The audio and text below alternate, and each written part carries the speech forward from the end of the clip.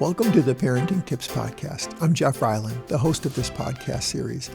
In this podcast, we will be discussing why friendships are important as part of a child's expanding world beyond their own home and immediate family.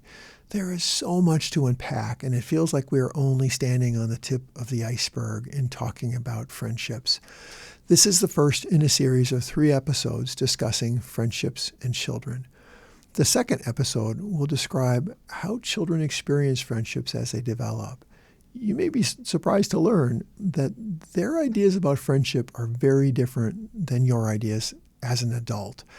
This information may also give you both comfort and direction in helping your child to navigate some of the challenges of making friends, depending on where they're at and understanding what friendships are. The third episode in this series will begin to explore some of the important skills that you can help your child to learn and master through practice. I want to introduce this topic through the children's book, The Little Prince, written by Antoine de Saint-Exupéry in 1943. It is a beautifully written story with many messages for how to live life and make meaning of relationships. One of my favorite parts of the book is where the little prince meets the fox in chapters 20 and 21. The little prince is looking for friends because he is so lonely, missing his single rose from where he has come from. The fox shares that to become friends, one has to establish ties, to make connections. In a thoughtful dialogue with the fox, the little prince comes to understand that the time he has invested in caring for his rose is what makes his rose unique in all the world to him. It is also this way with friendships. We are all in need of establishing ties to others. As human beings, we need connections to others. Much scientific research has demonstrated that our social connections with others, family and friends, is a significant factor in promoting our physical and our mental well-being. When we struggle with loneliness or isolation, we are more likely to struggle with physical and mental health problems. While our understanding of the importance of friendships has increased, studies show that our actual experience of having friends has been declining in recent decades. In a recent survey conducted in 2021, researchers learned that Americans had fewer friends than they once had, talked with them less often, and did not rely on them as much for social support. The number of friends a person has is less important than the quality of those friendship relationships, but it does matter.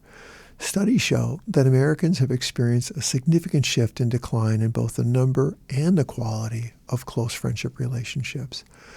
The COVID pandemic did not help matters in this regard, as many people, adults and children, were separated from friends and extended family while working and learning from home. However, a more significant factor has been operating long before the pandemic. The rise in easily accessible technology in the form of video games, iPads, and other recreational screens has really cut into opportunities kids have to actually be with friends. During the pandemic, technology was one of the few ways that kids could be connected. However, it has remained a problem for many children. I think it is completely understandable why, given the general decline in friendships, parents might worry a little about their own children's well-being as it relates to friendship development. The research shows that as a population, we are collectively struggling with friendships. During this podcast series, I want to be clear about the use of a language regarding friendships. I intentionally omit language that talks about best friends, and here is why. The research also shows that only around half of all people report having a best friend. For those of you that have achieved that milestone or success, that's great. But that also means that about half of all people have not had a best friend. The word I really struggle with here is best. Friendships are really important to us as adults and to children and teenagers. One of the challenges I see in my work and my research on friendships with children is stressful expectations that they should have a best friend. Please ask yourself, what does best friend mean? What I have encountered in my conversations with children, teens, university students, and parents is that this language of best friend is very fluid and not universally understood. Some people may have the childhood best friend from preschool who is still their best friend today, decades later. Others may have a best friend from preschool, a best friend from kindergarten, a couple of best friends from grade school, a best friend from the neighborhood, a best friend on the sports team or some other activity they're involved with. So what does best mean? My concern is that best sets up an unnecessary competition because best usually only means one. Imagine you could only have one best friend. How would you pick? What if it was not reciprocal and your best friend had someone else who was their best friend and not you? Or what happens if your best friend suddenly or slowly fades from their level of activity or interest in you because they're interested in new things or new people? Let's try this through experiment. Since there can only be one best friend, imagine being rank ordered. So-and-so is my best friend, and this person is my second best friend, and this other person is my third best friend, and you are number 4. You are ranked in 4th place on my friendship scale. How does it make you feel? How would it feel to a young child yearning for social connection, but not quite finding that single one person they click with? Or they find that one person, and then the best friend's family moves away and the relationship fades. The word best implies only one.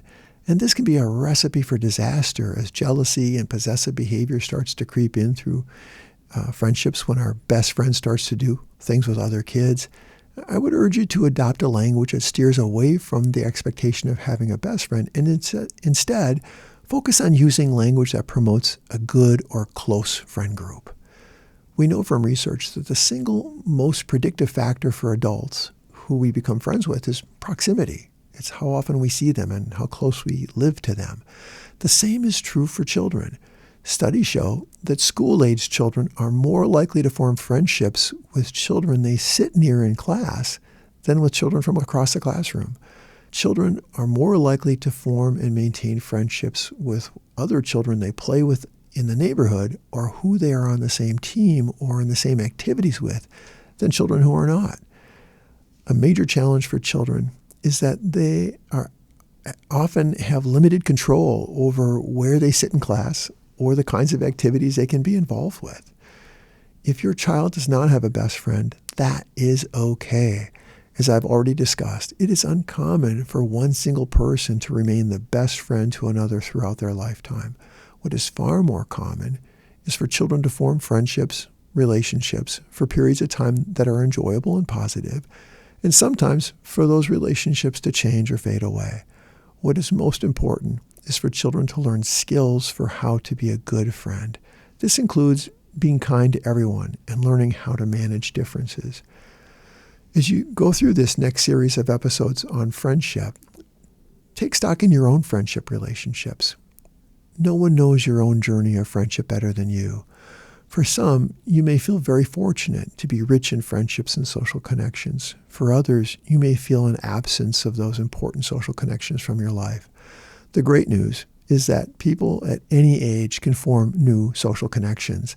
And while there are differences between what young and school-aged children and what adults are looking for in friendships, each age has its own needs and benefits in forming those friendships. Friendships take a commitment of time and effort, but the health data would say they are well worth it. My hope is that both you and your child are able to find and grow friendships with people who are unique in all the world to you by establishing different ties with different people across our lifetime, starting in childhood. Thank you for tuning in and considering this parenting topic. I hope that this information added to your growing toolbox for parenting your child or children. Please consider exploring other topics in this series. Remember, no one parenting tool can do everything. We need many tools to become the best parents for our children. Your children's future depends on you and the time and effort you invest in them today.